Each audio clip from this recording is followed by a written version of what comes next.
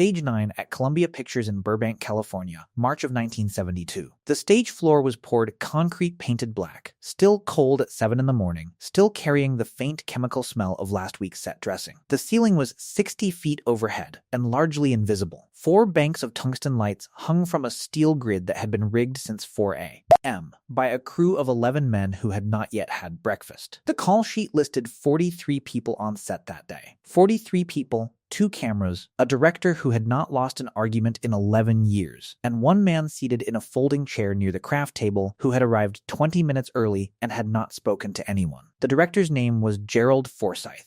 He was 44 years old, 6 feet 2, and 220 pounds. He had directed 9 feature films, 5 of which had turned a profit. He had won a Directors Guild commendation in 1968 for a war picture that played in 40 countries. He had a reputation on studio lots from Burbank to Century City as a man who finished on schedule and on budget. And he achieved those things in a particular way. Complete and total command of every element on his set. Every element. The blocking, the lighting, the dialogue, the physical performance, the angles of the body in every frame. Forsyth had studied movement with a choreographer in Paris in the late 1950s, and he had not forgotten it. He believed that film was a visual language and that the actor's body was a word in that language, and words did not get to choose their own meaning. He had been attached to this project for 4 months. It was an action film, a revenge picture with a modest budget and a domestic distribution deal already signed. He had cast it carefully. He had storyboarded it entirely. He had rehearsed the principal actors for 2 weeks at a facility in Glendale,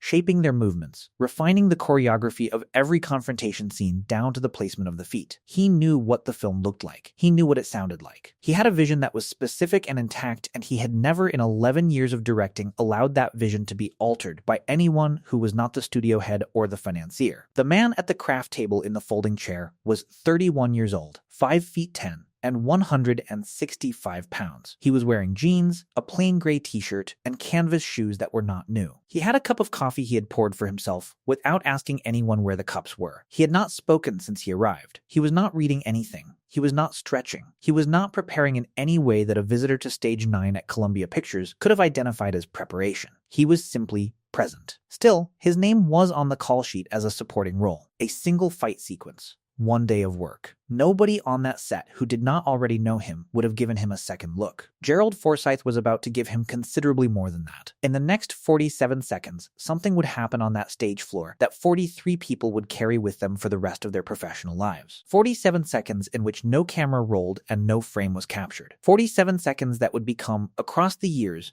one of the most repeated stories in the stunt and martial arts communities of Los Angeles. A story passed from coordinator to coordinator, from set to set, from decade into decade, growing in the retelling but never losing its essential shape. Nobody on that stage knew they were about to witness something they would struggle to describe adequately for the next 50 years. The man in the folding chair already knew how it was going to end. Gerald Forsyth did not. To understand what happened on Stage 9, you have to understand what Gerald Forsyth had spent 11 years building, and why what he had built was legitimate. He was not a small man in either dimension. He was not a fraud. He had earned his authority through results, and the results were documented and real. He had started as a second-unit director on westerns in the early 1960s, working on location in Utah and New Mexico, learning how to put action on film in conditions that punished imprecision, heat, dust, difficult light, actors who had never ridden a horse telling him they had ridden horses since childhood. He learned in those years how to see a physical performance from the outside, how to read a body the way a sculptor reads clay, how to understand what the camera would keep and what it would discard. He learned that the screen does not care what a man feels. The screen cares only what a man does with his body in the space that the lens can reach. By 1965, he was directing his own pictures. By 1968, he had the commendation. By 1972, he was the kind of man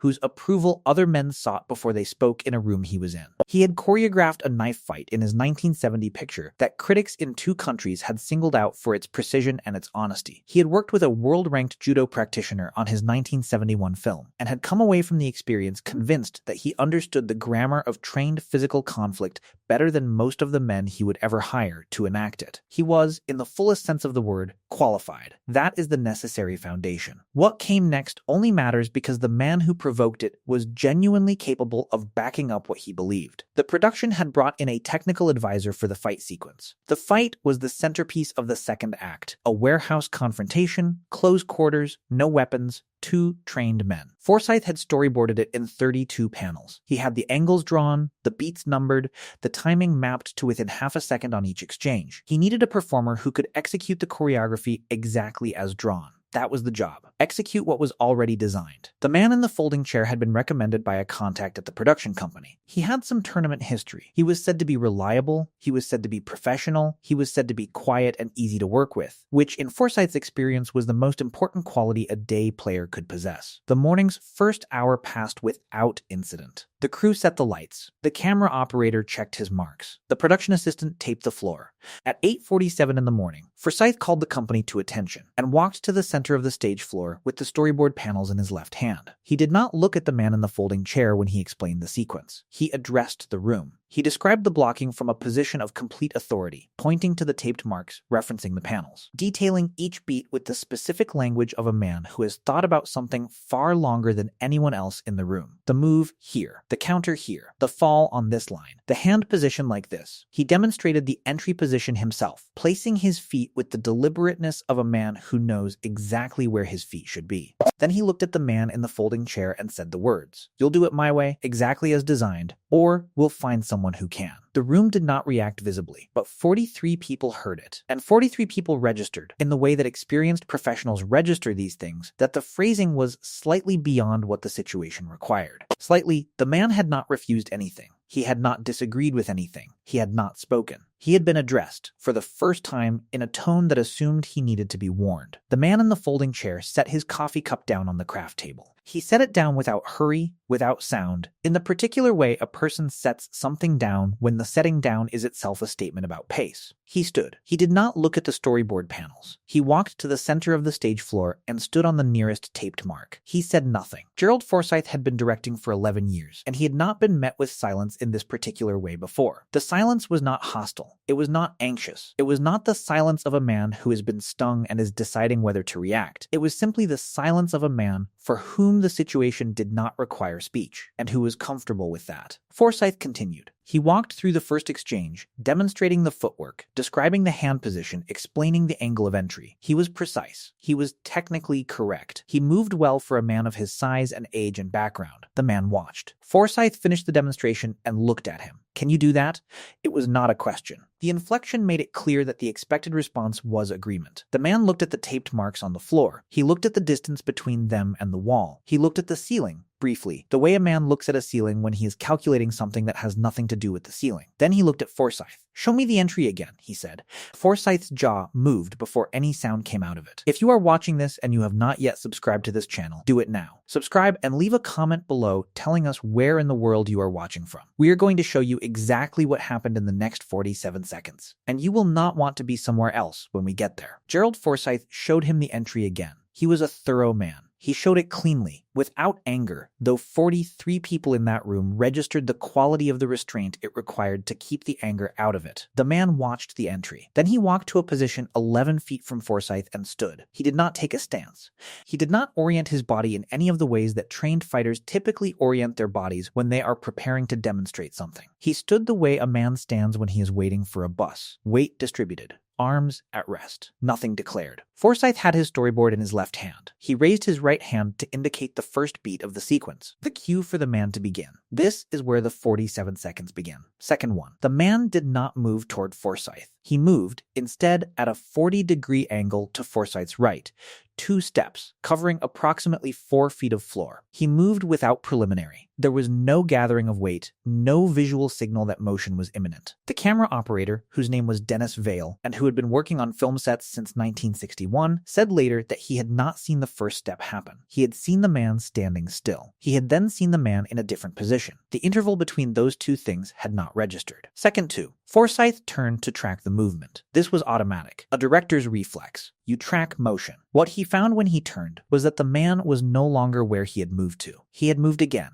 this time to Forsyth's left, and he was now standing at a distance of 3 feet. 3 feet. This was inside the range that the storyboard's entry sequence was designed to address. The storyboard assumed an entry from a specific distance along a specific line. The man was not on that line. He was not at that distance. He was somewhere the storyboard had not accounted for, and he had arrived there in 2 seconds without any of the visual telegraphing that trained observers depend on to process incoming movement. The storyboard panels slid from Forsyth's left hand. They were not knocked away. Forsyth's grip simply changed, the way grip changes when attention is pulled elsewhere, and the panels went to the floor in a loose scatter. He did not look down at them. Second 3. The man raised his right hand. He raised it slowly, which was the thing that the stunt coordinator, a man named Ray Holt, who had been in the industry for 15 years, later identified as the detail that had made the whole room go quiet. The slowness. In a man who had just covered 14 feet of stage floor in 2 seconds without apparent effort, slowness was a choice, a specific choice. The hand came up and stopped at a point approximately 8 inches from the left side of Forsyth's jaw.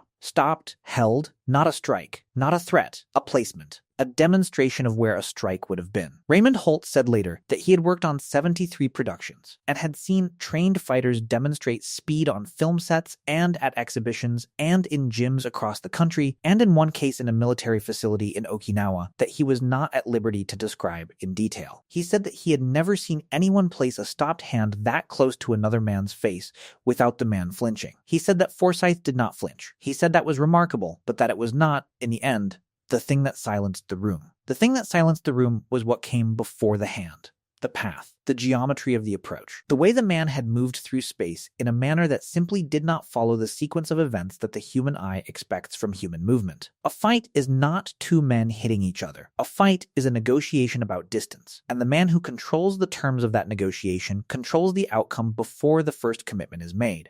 What the 43 people on stage 9 had just witnessed in 3 seconds was not a fight. It was a demonstration that the negotiation was already over, that it had been over from the moment the man stood up from the folding chair, that the 43 people in the room, including the director with 11 years and a Directors Guild commendation, had simply not known it was happening. Second 4. The man lowered his hand. He stepped back to a distance of 7 feet. He stood again in the manner of a man waiting for nothing in particular. He said, "Your sequence works for the camera. I understand what you need." Gerald Forsyth looked at his storyboard panels on the floor. He looked at them for a duration that Ray Holt would later estimate at approximately 4 seconds, which is a long time to look at anything on a working film set. Then he looked at the man. He did not move to pick up the panels. Second 5 through 11 were not movement. They were the stillness that follows something that cannot be taken back. Forsyth stood in it the way a man stands in a room after a sound he was not expecting. Not afraid. Something else. Something that did not have a clean name, but that every person in the room recognized from their own experience of moments when a frame of reference has been adjusted without warning. He looked at the man. "What would you change?" he said. Not a concession. The voice held. The voice did not break or soften.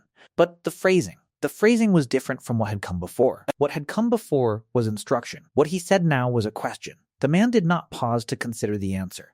He had been considering it since he looked at the ceiling. "The entry distance," he said. "You have it at 12 feet. At 12 feet, the camera catches the full sequence. But at 12 feet, the first move telegraphs. Anyone trained sees it coming. You lose the credibility of the moment. At 7 feet, the first move is invisible. The camera angle you have on panel 11 will still catch the resolution." He walked to the panel on the floor nearest to him. He picked it up. He held it at the angle Forsyth had been holding the boards. "Panel 11, he said. "The angle works at 7 feet. The entry looks real." Forsyth looked at panel 11. The room was quiet. What occurred over the next 6 hours on stage 9 was documented by the production in the Daily Report and described in detail by Ray Holt in an interview he gave to a trade publication 14 years later, in 1986, which is where the precise sequence of events became part of the industry record. Holt said that what Forsyth did in the next 6 hours was one of the most impressive things he had seen a director do in 15 years of production work. Forsyth picked up the remaining storyboard panels from the floor. He squared them. He held them in his left hand. He walked to the position he had designated as the entry mark on the taped floor. He stood at 12 feet from the man. He looked at the panels. He looked at the distance. He walked to 7 feet. He looked at the panels again. He said, "Run the sequence from 7 feet and let me see the hands." They ran it. They ran it 4 times. Each time, Forsyth moved around the perimeter of the marked area, watching from different angles, holding the relevant panel beside his eye line, comparing what he saw to what he had drawn. On the 4th run, he stopped the sequence at the 2nd beat and made 2 marks on panel 17 with a grease pencil he took from his shirt pocket. He said nothing about what he was marking. He said, again. They ran it again. When it was done, he looked at it for a moment in the specific silence of a man who is working, who is genuinely thinking rather than performing the appearance of thought. "The entry's better," he said. That was all. He did not say the man had been right. He did not say the storyboard had been wrong. He said the entry was better and he moved on to the next sequence. And 43 people on stage 9 understood what he had said and what he had not said, and that both things mattered equally. Ray Holt said later that he had worked with 8 directors in 15 years who were genuinely capable of doing what Forsyth had done in that 6-hour span. He said that the number of directors who would have done it, who would have accepted the adjustment without removing the man from the production or retreating into the authority that the question had temporarily displaced, was considerably smaller than 8. He said Forsyth was a specific kind of professional, the kind that is harder to produce than talent, because it requires something talent alone cannot supply. At the end of the day, as the crew was wrapping the lights and the camera was being returned to its case, Forsyth walked to the craft table where the man was retrieving his jacket. He walked without hurry. He stopped at a conversational distance. He said, "Panel 11. You were right about panel 11. The man looked at him. Forsyth had nothing else to say. He had said what he had come to say. He turned and walked back toward the production office. The man put on his jacket. He picked up his coffee cup and put it in the bin near the table. He walked toward the stage door. Ray Holt was near the door. As the man passed, Holt put a hand on his shoulder. Briefly, the way men do when they have witnessed something together and there are no adequate words for it, and they do not feel the need to invent them. The man did not stop walking. He nodded once. He went through the door into the Burbank afternoon. The story moved the way stories of that kind move. It did not appear in the trade press in 1972. There was no press release and no publicist's letter. It moved the way things move when 43 people have seen something, and each of them, at some point in the following months and years, finds themselves in a conversation where it becomes the right story to tell.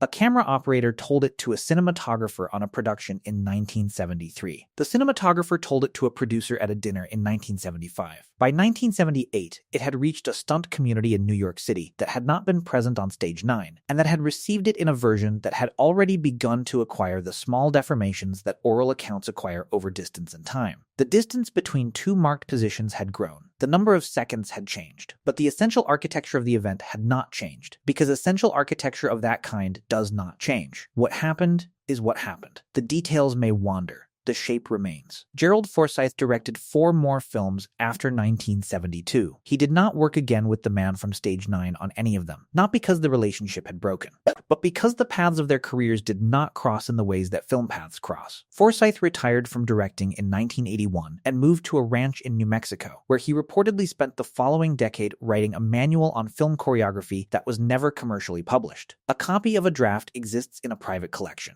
Those who have read it note that the section on close quarters movement and camera distance contains a passage about entry angles that is written with the particular specificity of a man describing something he observed directly rather than something he derived from theory. The distance named in the passage is 7 feet. The man from stage 9 did not tell the story. He did not tell it in 1972, and he did not tell it in the interviews he gave across the following decades as his work accumulated and his face became known, and journalists asked him about the early years in the industry. He spoke about other things. He spoke about his training and his instructors and the nature of discipline and the obligation of the skilled to teach. He did not speak about stage 9. The account is Holt's account and Forsyth's and the accounts of the 39 other people who were in that room and who found at one time or another that the story was the right one to tell. In 1986, Holt said this in the trade interview: "The thing about that morning was not the technique. Anybody who has seen real martial arts at a high level has seen technique. The thing was what came after it. Most men in that situation, you walk away and you tell yourself a story about what happened that puts you in a favorable position in the story. Forsyth didn't do that. He picked up the storyboard and he made it better. That is the harder thing to do. That is the thing I think about when I think about that morning." A retired camera assistant who was working his 3rd professional job that day on stage 9 a man who later spent 30 years in the industry and retired in 2003, was tracked down by a documentary filmmaker in 2019. He was 81 years old. He described the morning in precise and unhurried detail.